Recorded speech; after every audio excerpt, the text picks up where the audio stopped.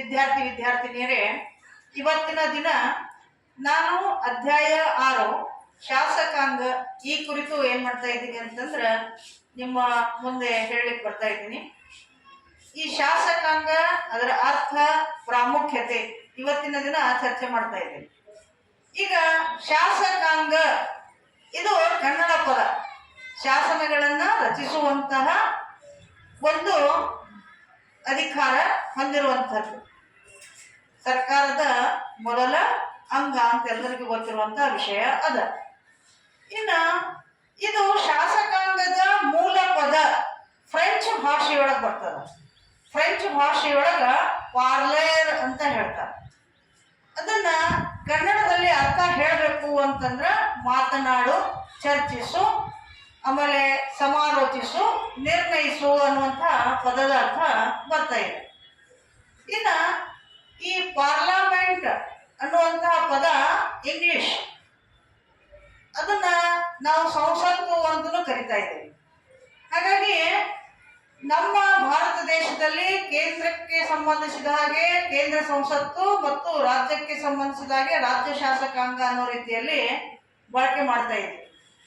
ಇಲ್ಲಿ ನೇರವಾಗಿ ಹೇಳಬೇಕು ಅಂತಂದ್ರೆ ಈ ಶಾಸಕಾಂಗದ ಪ್ರಾಮುಖ್ಯತೆಗಳನ್ನ ಇವತ್ತಿನ ದಿನ ನಾನು ಚರ್ಚೆ ಮಾಡ್ಬೇಕಾಗ್ಯದ. ಅಂದ್ರೆ ಶಾಸಕಾಂಗದ ಮಹತ್ವ ಏನು, ಲಾಭ ಏನು, ಅದಿದ್ರೆ ಏನಾಗ್ತದ, ಏನ್ ಪ್ರಾಮುಖ್ಯತೆ ಅದ ಅನ್ನುವಂಥದ್ರ ಕುರಿತು ನಾವು ಚರ್ಚೆ ಮಾಡ್ತಾ ಇದ್ವಿ. ಇದು ನಮ್ಮ ಪರೀಕ್ಷೆಗೆ ಸಂಬಂಧಿಸಿದ ಹಾಗೆ 5 ಅಂಕದ ಪ್ರಶ್ನೆ ಆಗಿದೆ. ಇನ್ನ ಮೊದಲನೆಯದು ಏನಪ್ಪಾ ಅಂದ್ರೆ ಶಾಸಕಾಂಗದ ಪ್ರಾಮುಖ್ಯತೆ ಅಂತಂದಾಗ ಕಾನೂನಿನ ರಚನೆ ಅಂದ್ರ ಮೂಲ ಇದರ ಕೆಲಸನೇ ಕಾನೂನನ್ನ ರಚನೆ ಮಾಡುವಂಥದ್ದು. ಸಮಾಜದ ಬದಲಾವಣೆಗೆ ತಕ್ಕಂತೆ ಅಲ್ಲಿ ನಮಗೆ ಕೆಲವೊಂದಿಷ್ಟು ಕಾನೂನುಗಳ ಅವಶ್ಯಕತೆ ಇದೆ. ಹಾಗಾಗಿ ಕಾನೂನುಗಳನ್ನ ಏನ್ ಮಾಡ್ತದಪ್ಪ ಅಂತಂದ್ರೆ ಹೊಸದಾಗಿ ರೂಪಿಸುವಂತ ಅವಕಾಶ ಯಾರಿಗಾದ್ರೂ ಇದೆ ಅಂತಂದ್ರೆ ಅದು ಶಾಸಕಾಂಗಕ್ಕೆ. ಹಾಗಾಗಿ ಈ ಶಾಸಕಾಂಗದವರು ಶಾಸನಗಳನ್ನ, ಅದರರ್ಥ ಕಾನೂನುಗಳನ್ನ ರಚನೆ ಮಾಡ್ತಾ ಇದ್ದಾರೆ. ಸಮಾಜ ಶಾಂತಿಯುತವಾಗಿ ಸಮಾಧಾನದಿಂದ ಸುಖವಾಗಿ ನೆಮ್ಮದಿಯಿಂದ ಇರಬೇಕು ಅಂತಂದ್ರೆ ಕಾನೂನುಗಳ ಅವಶ್ಯಕತೆ ನಮ್ಮೆಲ್ಲರಿಗೂ ಇದೆ. ಹಾಗಾಗಿರೋದ್ರಿಂದ ಈ ಶಾಸನ ಅನ್ನುವಂಥದ್ದು ಪ್ರತಿಯೊಂದು ದೇಶಕ್ಕೂ ಅವಶ್ಯಕತೆ ಇದೆ, ಇಡೀ ಜಗತ್ತಿಗೂ ಅವಶ್ಯಕತೆ ಇದೆ. ಯಾಕಂದ್ರೆ ಜನರ ನಿಯಂತ್ರಣದಲ್ಲಿ ಬರೋದು ಅವಾಗಲೇ. ಯಾವುದೇ ಒಂದು ಉತ್ತಮ ಸಮಾಜ ನಿರ್ಮಾಣ ಮಾಡಬೇಕು ಅಂತಂದ್ರೆ ಅಲ್ಲಿ ಕಾನೂನಿನ ಅವಶ್ಯಕತೆ ಇದೆ. ಹಾಗಾಗಿರೋದ್ರಿಂದ ಈ ಕಾನೂನಿನ ರಚನೆಯನ್ನ ಮಾಡುವಂಥವ್ರು ಯಾರಾದ್ರೂ ಇದ್ದಾರೆ ಅಂತಂದ್ರೆ ಅದು ಶಾಸಕಾಂಗದವರು. ಹಾಗಾಗಿ ಇದು ಬಹಳಷ್ಟು ಮಹತ್ವದ ಪಾತ್ರವನ್ನ ನಿರ್ವಹಿಸ್ತಾ ಇದೆ. ಇನ್ನು ಎರಡನೇದಾಗಿ ಸರ್ಕಾರದ ರಚನೆಯನ್ನ ಮಾಡುವಂಥದ್ದು. ಚುನಾವಣೆಯಲ್ಲಿ, ಅದರಲ್ಲೂ ಸಾರ್ವತ್ರಿಕ ಚುನಾವಣೆಯಲ್ಲಿ 5 ವರ್ಷಕ್ಕೊಂದ್ಸಾರಿ ಚುನಾವಣೆ ಆಗ್ತದೆ ನೋಡಿ. ಚುನಾವಣೆ ಆದ ನಂತರ ಆಯ್ಕೆಯಾಗಿ ಹೋದಂತ ಅಭ್ಯರ್ಥಿಗಳು ಶಾಸಕಾಂಗದಲ್ಲಿ ಇರ್ತಾರೆ. ತದನಂತರ ಯಾವ ಪಕ್ಷಕ್ಕೆ ಬಹುಮತ ಬರ್ತದ ಆ ಪಕ್ಷ ಈ ಸರ್ಕಾರದ ರಚನೆಯನ್ನ ಮಾಡ್ತಾ ಇದೆ. ಸೊ ಹಾಗಾಗಿ ಶಾಸಕಾಂಗದಲ್ಲಿ ಯಾವ ಪಕ್ಷ ಬಹುಮತ, ಮೆಜಾರಿಟಿ ಅಂತ ಇಂಗ್ಲಿಷ್ ನಲ್ಲಿ ನಾವು ಹೇಳ್ತೀವಿ, ಯಾವ ಪಕ್ಷಕ್ಕ ಮೆಜಾರಿಟಿ ಸಿಕ್ಕಿರ್ತದ ಅಂಥವ್ರು ಏನ್ ಮಾಡ್ತಾರೆ, ಸರ್ಕಾರದ ರಚನೆಯನ್ನ ಮಾಡ್ತಾರೆ. ಸರ್ಕಾರ ಇಲ್ಲಿ ಏನಪ್ಪಾ ಅಂತಂದ್ರೆ ಆಡಳಿತವನ್ನ ನಡೆಸಿಕೊಂಡು ಹೋಗುವಂತಹದ್ದು, ದೇಶದ ಆಡಳಿತವನ್ನ ನಡೆಸಿಕೊಂಡು ಹೋಗುವಂತ ವ್ಯವಸ್ಥೆ ಇದೆ. ಹಾಗಾಗಿರೋದ್ರಿಂದ ಈ ಶಾಸಕಾಂಗ ಸರ್ಕಾರದ ರಚನೆಯನ್ನ ಮಾಡ್ತಾರ. ಇನ್ನ ಮೂರನೇದಾಗಿ ಸಂವಿಧಾನದ ತಿದ್ದುಪಡಿ. ಸಂವಿಧಾನ ಈಗಾಗಲೇ ನಾವು ಚರ್ಚೆ ಮಾಡಿದ್ವಿ 4ನೇ ಚಾಪ್ಟರ್ ಅಲ್ಲೇ ಮತ್ತು 5ನೇ ಚಾಪ್ಟರ್ ಅಲ್ಲೇ ಎಷ್ಟು ವಿಧಿಗಳಿದಾವ, ಏನು ಎತ್ತ ಅಂತ.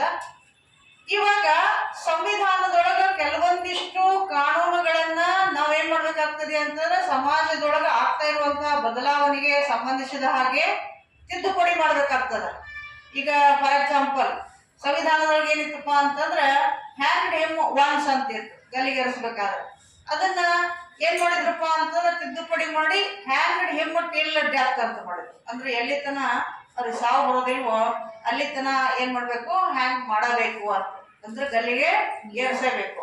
ಹಿಂಗ ಕೆಲವೊಂದ್ಸರಿ ಏನಾಗ್ತಾವಪ್ಪ ಅಂತಂದ್ರೆ ಅವಶ್ಯಕತೆಗಳಿಗೆ ಅನುಗುಣವಾಗಿ ನಾವು ಕೆಲವೊಂದಿಷ್ಟು ಕಾನೂನುಗಳನ್ನ ತಿದ್ದುಪಡಿ ಮಾಡಿ ಏನ್ ಮಾಡ್ಬೇಕಾಗ್ತದ, ಅಲ್ಲೇ ತಿದ್ದಬೇಕಾಗ್ತದ. ಈಗ ಫಾರ್ ಎಕ್ಸಾಂಪಲ್ ಮೂಲಭೂತ ಹಕ್ಕುಗಳಿಗೆ ಸಂಬಂಧಿಸಿದಂಗ ಆಸ್ತಿಯ ಹಕ್ಕು ಅದ ನೋಡಿ, ಅದನ್ನು ಸಹ ಏನ್ ಮಾಡಿದಾರಪ್ಪ ಅಂತ ತಿದ್ದುಪಡಿ ಮಾಡಿ ಈಗ ಸಾಮಾನ್ಯ ಹಕ್ಕು ಅಂತ ಮಾಡಿದ್ದಾರೆ. ಸೊ ಹಾಗಾಗಿ ಅಂದ್ರೆ ಸಾಮಾನ್ಯ ಕಾನೂನಿನಲ್ಲಿ ಬರುವಂತಹ ರೀತಿಯಲ್ಲಿ ವ್ಯವಸ್ಥೆ ಮಾಡ್ಲಾಗ್ಯದ. ಸೊ ಇಂಥದ್ದೇನಪ್ಪ ಅಂತಂದ್ರೆ ಸಮಾಜದ ಬದಲಾವಣೆಗೆ ತಿದ್ದುಪಡಿ ಅವಶ್ಯಕತೆ ಅದ ಅಂದಾಗ ಮಾತ್ರ ಏನಾಗ್ತದೆ, ಪ್ರಗತಿ ಆಗ್ತದ. ಸೊ ಹಾಗಾಗಿರೋದ್ರಿಂದ ಶಾಸಕಾಂಗದವರು ಏನ್ ಮಾಡ್ತಾರಪ್ಪ ಅಂತಂದ್ರೆ ತಿದ್ದುಪಡಿಯನ್ನ ಮಾಡ್ತಾ ಇದ್ದಾರೆ. ಇದು ಸಹಿತ ಬಹಳಷ್ಟು ಅವಶ್ಯಕತೆ ಇದೆ ಅಂತ. ಇನ್ನ ನಾಲ್ಕನೇದಾಗಿ ಸಾರ್ವಜನಿಕ ಕುಂದುಕೊರತೆಗಳ ನಿವಾರಣೆ ಅಂತ ಹೇಳ್ತಾರೆ. ಅಂದ್ರ ಸಮಾಜದಲ್ಲಿ ಈ ಸಾರ್ವತ್ರಿಕವಾಗಿ ಕೆಲವೊಂದಿಷ್ಟು ನಮಗ ಸಮಸ್ಯೆಗಳು ಬರ್ತಾವ್ರಿ. ಆ ಸಮಸ್ಯೆಗಳು ಬಂದಂತ ಸಂದರ್ಭದೊಳಗ ಅವುಗಳ ನಿವಾರಣೆ ಅಥವಾ ಪರಿಹಾರ ಹುಡುಕ್ಲಿಕ್ಕೆ ಅಂತ ನಾವು ಏನಾದ್ರೂ ವ್ಯವಸ್ಥೆ ಮಾಡಬೇಕು ಅಂತಂದ್ರೆ ಅದು ಶಾಸಕಾಂಗದವರೇ ಮಾಡ್ತಾರ. ಸೊ ಹಾಗಾಗಿರೋದ್ರಿಂದ ಸಾರ್ವಜನಿಕರ ಕುಂದುಕೊರತೆ ಅಂತಂದ್ರೆ ಸಮಸ್ಯೆಗಳನ್ನ ನಿವಾರಣೆ ಅಂತಂದ್ರೆ ಬಗೆಹರಿಸುವಂತಹ ವ್ಯವಸ್ಥೆ ಮಾಡೋರು ಯಾರಾದ್ರೂ ಇದಾರಪ್ಪ ಅಂತಂದ್ರ ಅದು ಶಾಸಕಾಂಗ. ಸೊ ಇಷ್ಟೆಲ್ಲವುಗಳು ಯಾವ್ದ್ರಲ್ಲಿ ಬರ್ತದೆ, ಶಾಸಕಾಂಗದ ಪ್ರಾಮುಖ್ಯತೆಯಲ್ಲಿ ಬರ್ತಾ ಇದೆ. ಈಗ ಎಲ್ರಿಗೂ ಇದು ಅರ್ಥ ಆಗಿರ್ಬೇಕು ಅಂತ ಅಂದ್ಕೊಂಡಿದ್ದೀನಿ. ಸೊ ಇದು ನಿಮ್ಗೆ ಇಷ್ಟ ಆದಲ್ಲಿ ಲೈಕ್ ಮಾಡ್ರಿ, ಶೇರ್ ಮಾಡ್ರಿ ಮತ್ತು ಕಮೆಂಟ್ ಮಾಡ್ರಿ.